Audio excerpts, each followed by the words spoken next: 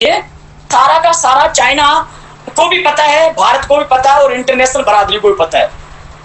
अब मैं जो बात रख रहा हूं उसके पीछे 4-5 कारण है कि भारत और चाइना के बीच में जो गलवान घाटी को लेकर जो संघर्ष हुआ उसके पीछे कारण। एक तो सबसे बड़ा तो यह है कि भारत ने जब से जम्मू कश्मीर के अंदर अनुच्छेद 370 को समाप्त किया और लद्दाख को केंद्र शासित यूटी बनाया, तब से ही चाइना को टेंशन स्टार्ट हो गई।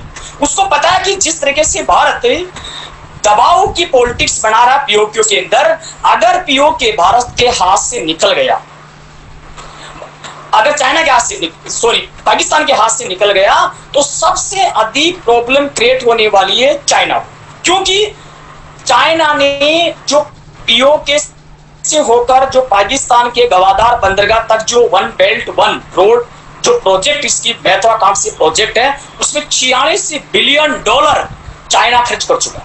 इतने बड़े डॉलर खर्च करने के बाद में अगर भारत इसका विरोध करता है, ये पीओके को अगर भारत मिला लेता है, तो इसकी सारी की सारी योजनाएं खटाई में पड़ जाएगी और इतना बड़ा आर्थिक नुकसान चाइना सहन नहीं कर सकता। इसके अलावा दूसरा कारण है कि जिस प्रकार से भारत, विशेषकर जो वर्तमान सरकार है, और भारत जिस तेजी से चाइना बॉर्डर हुआ या पिथौरागढ़ है, नेपाल है, तिब्बत है, ये सारे की सारे बॉर्डर पे जिस तेजी से जाल बिछा रहा है, इससे चाइना भौंकलाया हुआ। उसको पता है कि अगर भारत हमारे नजदीक अगर रोड का निर्माण करता है, तो वहां की जो सेना की जो डिप्लोमेट होती है, वो तुरंत प्रभाव से वो एक्शन की स्थिति में आती है। और जबकि आपको बता दूं मैं, 1951 के अंदर ही अक्साई चीन के अंदर चीन ने रोड बनाना स्टार्ट कर दिया था और 1957 तक तो इंडिया को पता ही नहीं था कि ये रोड भी बढ़ गई, और 1959 जब उसको पता चला कि यह बन चुकी, तब जाके ये स्थिति उत्पन्न हुई। लास्ट में नतीजा क्या हुआ? 1962 का वार हुआ। तो ये प्रॉब्लम है कि जिस प्रकार से भारत तेजी से अपना विकास कर रहा है, और इसी का नतीजा है गलवान घाटी की, वो तो उसकी तरफ तो रोड बना रहा है, लेकिन जैसे ही भारत ने रोड बनाना स्टार्ट किया, वहां पे आर्मी बेस स्टार्ट किया, वहां का जो हमारा जो कोर 14 है आर्मी बेस बना रहा है, बंकर बना रहा है, या बहुत सारे आर्मी मूवमेंट स्टार्ट हुआ।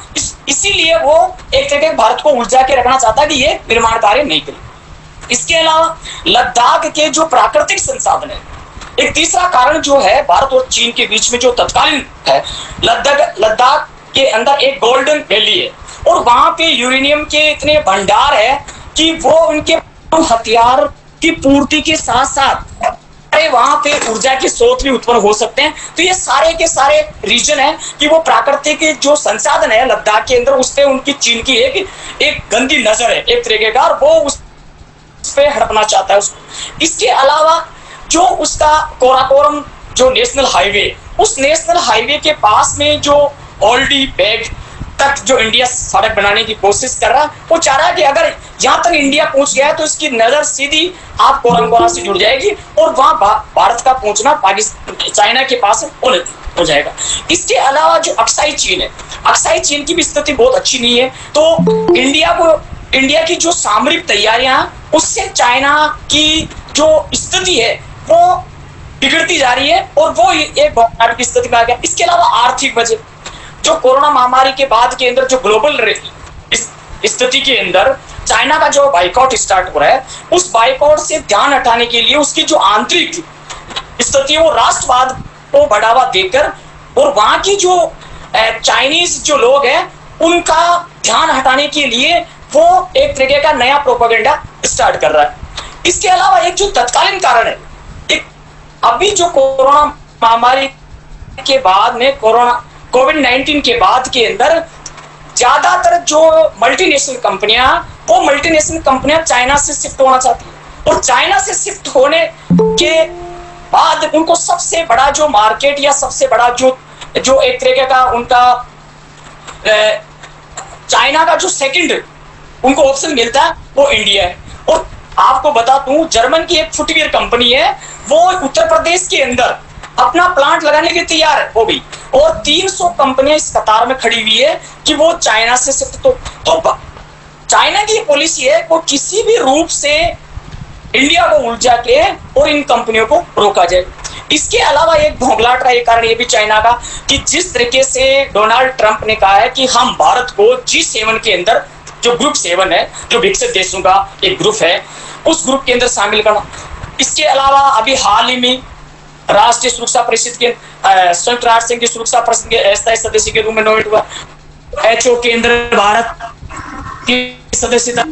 बहुत सारे अंतर्राष्ट्रीय मंच है, उन अंतर्राष्ट्रीय मंचों के अंदर भारत एक इंटरनेशनल लेवल पे उभरता हुआ एक न केवल दुनिया का सबसे बड़ा डेमोक्रेसी है, बल्कि अंतर्राष्ट्रीय कानूनों को मानने वाला एकमात्र देश है पूरे वर्ल्ड के अंदर, जिसको हर देश, हर कंट्री इज्जत करती है, उसको मानते हैं। ये सारे के सारे एक तरीके का चाइना का एक प्रोपेगेंडा। इसके अलावा चाइना की एक दूसरी पॉलिसी है दक्षिण चीन सागर, जो विशेषकर अमेरिका और China, Philippines, Vietnam, Australia, Japan, ये सारे के सारे देश चाइना से परेशान है। इन सब से एक तरीके का जो मिलिट्री मूवमेंट चल रहा है, उस मिलिट्री मूवमेंट को डाइवर्ट करने के लिए चाइना चाहता है कि इंडिया, ऑस्ट्रेलिया, जापान, इजराइल और अमेरिका का एक नया गठजोड़ तैयार नहीं हो, उससे पहले भारत को उलझा के रखा जाए। लेकिन इस सारी रणनीति को ध्यान में रखते हुए ये सारे के सारे गलवान घाटी का मोमेंट हमारे सामने आया और भारत ने ऐसा करारा जवाब दिया कि वहां तुरंत ही भारत ने एक्शन लिया।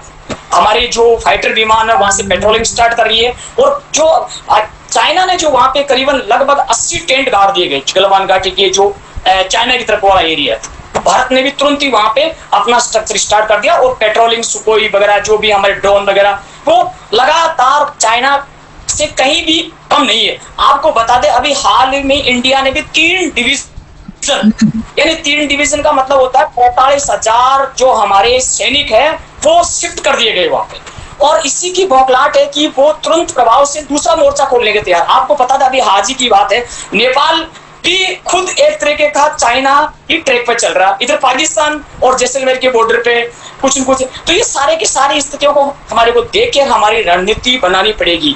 इसके अलावा 2-3 मेरा भारत और चाइना की जो विशेषकर जो रणनीति चल रही है उसमें मेरा 2-3 सुझाव है।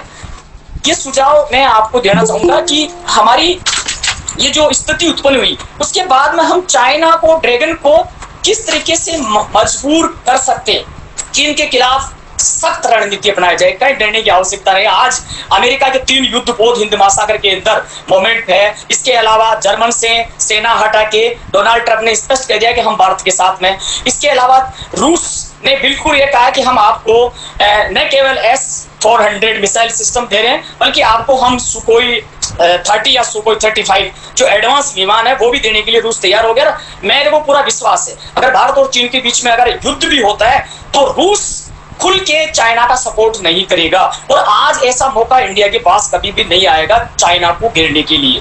इसका LAC पर उसी को भाषा के अंदर जवाब दिया जाए, चीन के खिलाफ अंतरराष्ट्रीय गठबंधन बनाया जाए उसको घेरने के लिए, उसी को घेरने के लिए, समुद्र के अंदर चीन को घेरने के लिए जो वियतनाम वगैरह ये सारे कंट्रीज जो परेशान है इनको सबको मिला के और उसको साउथ चाइना सी के अंदर उसको घेरा जाए।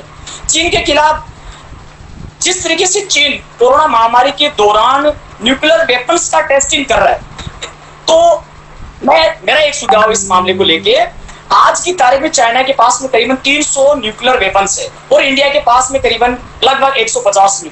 भारत को तत्काल रूप से न्यूक्लियर वेपन्स की संख्या बढ़ानी चाहिए, क्योंकि आपको पता होगा ग्लोबल टाइम्स में एक अभी जो चाइना का एक अधिकृत न्यूज़पेपर है उसने साफ कहा है कि अगर चीन को अगर अमेरिका से युद्ध लड़ना है तो उसको परमाणु हथियारों की संख्या बढ़ानी होगी, और मैं कह रहा हूं कि अगर भारत को अगर चीन से युद्ध लड़ना है तो आपको अपना न्यूक्लियर वेपन्स की टेस्टिंग और बढ़ानी चाहिए। और इसके अलावा आपको जो बैलिस्टिक मिसाइल है जो आज हमारे पास में अग्नि 5 है, अग्नि 5 की रेंज है 8000 किलोमीटर का, और चाइना के पास में जो मिसाइल्स है डॉन फाइट वगैरह इनकी रेंज है करीबन 11-12 हजार किलोमीटर तक की। तो मैं कह रहा हूं कि आपको ये जो डिलीवरी सिस्टम है न्यूक्लियर वेपन्स की डिलीवरी सिस्टम ये भी आपको बढ़ानी पड़ेगी। इसके अलावा आपको रूस से तत्काल रूप से S-400 मिसाइल सिस्टम को खरीदना अति आवश्यक है। अगर तत्काल रूप से S-400 मिसाइल सिस्टम आपको नहीं मिल रहा है तो मैं कह रहा हूं अमेरिका से लीज पे अभी जो तत्काल जो घटनाएं घट रही है उसको कंट्रोल करने के लिए थर्ड मिसाइल सिस्टम लीज पे ले लेना चाहिए 4-5 महीनों के लिए, जो कम से कम अमेरिका जो चाइना की तरफ से जो क्रॉस मिसाइल अटैक की संभावना है उसको रोका जा सकता है। लद्दाख के अंदर अमेरिका और भारत को मिलकर दोनों को एक आर्मी बेस तत्काल रूप से बनाने की आवश्यकता है इस रणनीति के रूप में। इसके अलावा हिंद महासागर के अंदर जो अमेरिका का जो आर्मी बेस है उसके अंदर भारत को भी एंट्री होनी चाहिए, भारत को भी शामिल होना चाहिए। और एक सुझाव मेरा एक और है इसको गिरने के लिए कि नेटो की तर्ज पे भारत को भी एक मिलिट्री ऑर्गेनाइजेशन बनाना चाहिए या नेटो के अंदर भारत को शामिल होना चाहिए, क्योंकि अब गुटनिरपेक्षता लगभग मेरे हिसाब से सारा खत्म हो चुका है, इसका कोई औचित्य नहीं है और गुटनिरपेक्षता के साथ पे आप अपने सर्वाइव भी नहीं कर सकते। भारत चीन की जो महत्वाकांक्षाएं रखते हैं उन महत्वाकांक्षाओं को रोकने के लिए आपको आर्थिक कदम भी उठानी पड़े। आर्थिक कदम इसलिए जरूरी है कि भारत अगर किसी भी रूप में अगर मात दे सकता है तो वो आर्थिक रूप से सबसे बड़ा मार्केट है और ये मार्केट अगर खत्म हो गया तो चाइना की एक तरह की जो रीढ़ की हड्डी है वो टूट सकती है। चीन से टकराए तो जानी मदद देगी। नेपाल वो कॉन्फिडेंस में रखना बहुत जरूरी है। नेपाल के अंदर घटना हो रही है, नेपाल के अंदर ऐसा नहीं है, नेपाल की 80% पब्लिक आज भी हिंदुस्तान को बेटी का हिस्सा मानते हैं, तो उसको उस भावनात्मक रूप से, भौगोलिक रूप से और एक तरह का सामाजिक रूप से, धार्मिक रूप से, किसी भी रूप से एक डिप्लोमेटिक तरफ से उसको जोड़ना चाहिए। चाइना क्या कर रहा है? चाइना कर रहा है चेक बुक डिप्लोमेसी, पैसे देता है और अपने हिसाब से पॉलिसी मेंटेन करवाता है, अपनी भाषा बोलता है। तो भारत को भी कुछ रणनीति जैसे श्रीलंका है, मालदीव है या इसके अलावा आपको अफगानिस्तान की तरफ से पाकिस्तान की तरफ से मोर्चा खोलने की जरूरत पड़ेगी। तो बहुत सारे मोर्चों पर भारत को रक्षा तैयारियां करनी पड़ेगी और विदेश नीति के मामले में भारत को अपनी फॉरेन पॉलिसी की आदर्शवाद को बिल्कुल ही आज की डेट के अंदर ये आउटडेटेड पॉलिसी है। लेकिन जो वर्तमान में मोदी सरकार की जो डिप्लोमेसी है उसके अंदर चाइना से बहुत एडवांस है। आज अमेरिका शायद मैं इस 40 साल की एज के अंदर मैं पहली बार ये देख रहा हूं कि अमेरिका के राष्ट्रपति ने वहां से सेनाएं रवाना की करते साफ कहा कि हम भारत के साथ खड़े। ब्रिटेन कह रहा है हम भारत के साथ खड़े। इजराइल भारत को आप एडवांस ड्रोन एडवांस आपकी आज जो भारत जो लद्दाख के अंदर जो चाइना की जो घुसपैठ हो रही है उस पर नजर किससे रखा? सारे के सारे इजराइल टेक्नोलॉजी हमारे पास में। कभी हम ये मालूम कर सकते हैं कि यहाँ 80 टेंट लगा रखे हैं, आपकी गाड़ियां कहाँ कर रही है चाइना की, चाइना के कौन कौन से निर्माण कार्य चल रहा है, ये सारे के सारे टेक्नोलॉजी आपको एडवांस टेक्नोलॉजी राष्ट्रों से मिल। इसके अलावा एक और है कि भारत की विदेश नीति के अंदर आप इंटरनेशनल लेवल पे तो आप बिल्कुल सफल हो, लेकिन घरेलू नीति पे आप जहां तक हो सकता है आप ज्यादा सफल नहीं हो पा रहे।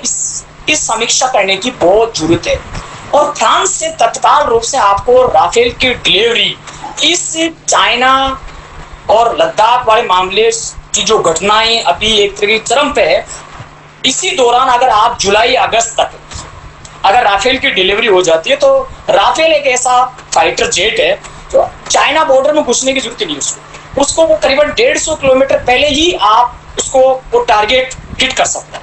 और जो चाइना के पास में जो S-400 मिसाइल सिस्टम है जो रूस से ले रखा है उसकी रेंज करीबन 150 किलोमीटर की रेंज है उसकी। तो वो 150 किलोमीटर की रेंज से राफेल को हिट नहीं कर सकता। तो राफेल की बहुत जरूरत है। अगर राफेल भी आपको इस समय तत्काल रूप से डिलीवरी होने में कुछ टाइम लगता है तो अमेरिका से आपको F-16 या F-35 जो अमेरिका का सबसे दुनिया का सबसे लेटेस्ट विमान है ये खरीदने की बहुत जरूरत है। इसके अलावा भारत को जो पीओके के जो असंतुष्ट लोग हैं, जैसे आज मैंने न्यूज़पेपर में पढ़ा है कि वहां के जो कुछ एक्टिविस्ट है उन्होंने कहा कि भारत और चीन के बीच में अगर युद्ध होता है तो हम चाइना का सपोर्ट नहीं करेंगे, हम भारत का सपोर्ट करेंगे। ये बहुत बड़ी भारत की चीज है। इसके अलावा आपको बलूचिस्तान में इंटरफेयर करना चाहिए पाकिस्तान को घेरने के लिए। और जो सबसे इंपॉर्टेंट चीज है जो चाइना की सबसे जो कमजोर नस है तिब्बत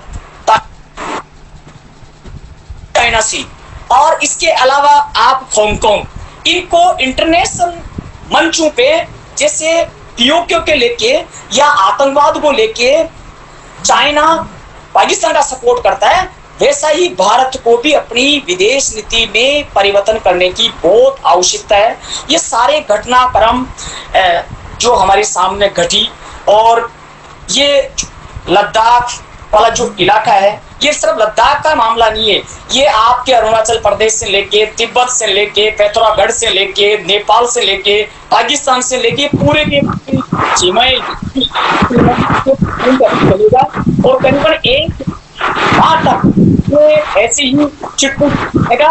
ये मिलिट्री एक्सरसाइज करेगी। तो भारत को अपनी इंडिया के पास भी कोई कमी नहीं है। आज की तारीख में 13.5 लाख इंडिया के पास में आर्मी है और करीबन 23 लाख चाइना के पास में। लेकिन चाइना की आर्मी और इंडिया की आर्मी के बारे में बता दूं आपको कि चाइना की आर्मी इतनी प्रोफेशनल नहीं है। एक वियतनाम से लड़ा तो कोई युद्ध नहीं लड़ा, 1962 का युद्ध भी कुछ भी नहीं है। एक तरफा कार्रवाई के बाद में खुद नहीं उन्होंने विद्रोह कर लिया।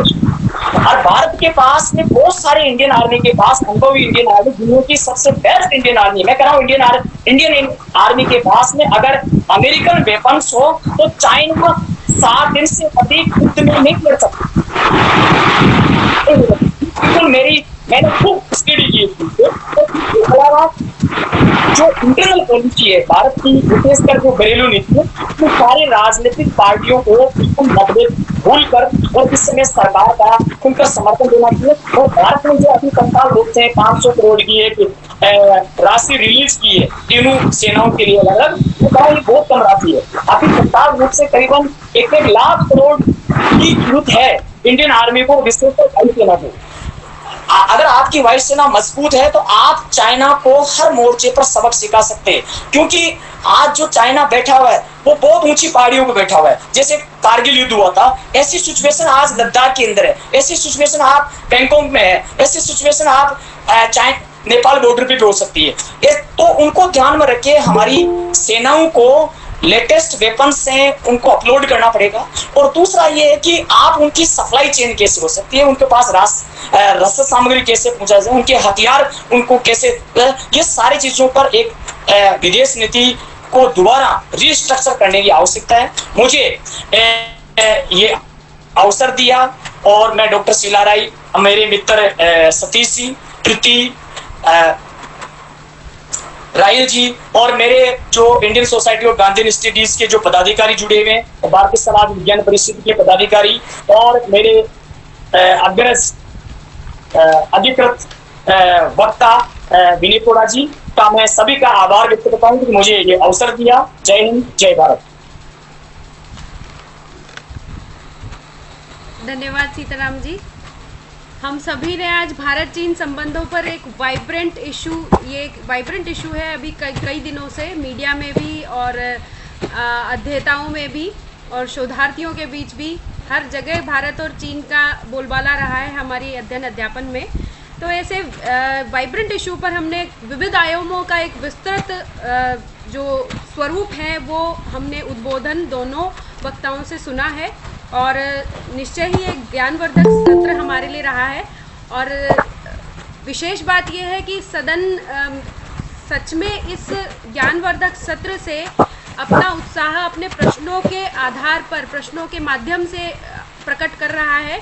और आप सभी का आभार, दोनों वक्ताओं का के प्रति मैं आभार व्यक्त करती हूँ। इतना ज्ञानवर्धक सत्र हमारे सामने आया है। अब कुछ प्रश्नों को हम रखना चाहेंगे। मैं लवीश रहेजा परिष्कार कॉलेज से आपसे आग्रह करती हूँ। लवीश आप अपने प्रश्न रखिए। लवीश रहेजा।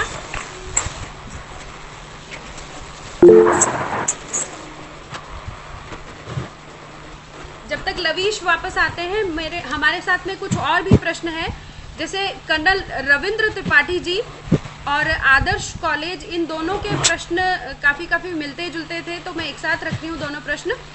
और सर, मेरा प्रश्न विनय कोड़ा जी आपसे है। भारत की कोई राष्ट्रीय नीति हो सकती है और इस मुद्दे पर आपकी ओर से मोस्ट इफेक्टिव अप्रोच क्या हो सकती है? कन्नड़ त्रिपाठी जी भी हमारे सामने। सर, आप अपना प्रश्न अपने रख सकते हैं। Sir, actually, I wanted to ask, do we as a nation have any national strategy? Secondly, do we have any strategic learning and teaching institute in our country, which is so in all the Western countries as well as in China? So what I feel, in case if there is any such, so that may be informed, or what should be the go forward in this situation? Sir, I mean, if I'm able to understand your question correctly, you asked that is there any national strategy, national security strategy you are referring to, or some other strategy? National strategy related to the national security, related to the national interest, related to the national well-being, because what we have seen, our experience, and you also must have experienced, sir, whenever there is a problem, we all jump on that. We come out with many suggestions, ideas and all. So it only gives a very confused state of mind of the people as well as experts as well as the government. Until and unless there is a roadmap of the national strategy, and that strategy will decide and define what is the extent where a nation should go to protect its interest as well as its sovereignty. Thank you, sir. Being a student of political science, what I can say is that all the governments, those who have come to India and those who have ruled for 5 years or whatever period of time they were given, they always had national interest in mind, and they pursued the policies according to their vision, the strategy. Strategy might not have been in the printable format, or it might not have been circulated to the people. They may not have published the strategy. Even now, till now, this strategy, the national security strategy, or a white paper on national security vision, whatever you call it, it has not been presented to the public. But I mean, you have been in the army, and you must be aware that all the governments, they have this vision. They always keep the interest of the people in mind. They always want to ensure that not a single inch of Indian territory is occupied by the enemy forces, and they all have made their attempts to preserve Indian territorial integrity. Having said that, I would say that you are correct as far as your assessment about the situation is there, that once there is a problem, we have a tendency of jumping to that strategy. There are a lot of people commenting on that, a lot of people making assessments and then jumping to the conclusion.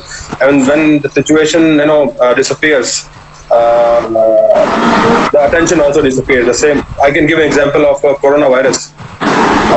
It was there 3-4 months back when the number of cases were very few, and now the number of cases have surged beyond 5 lakh, and the masks on our faces have already disappeared. So I think that's true to a certain extent, that we don't have a long-term view of national security, national vision.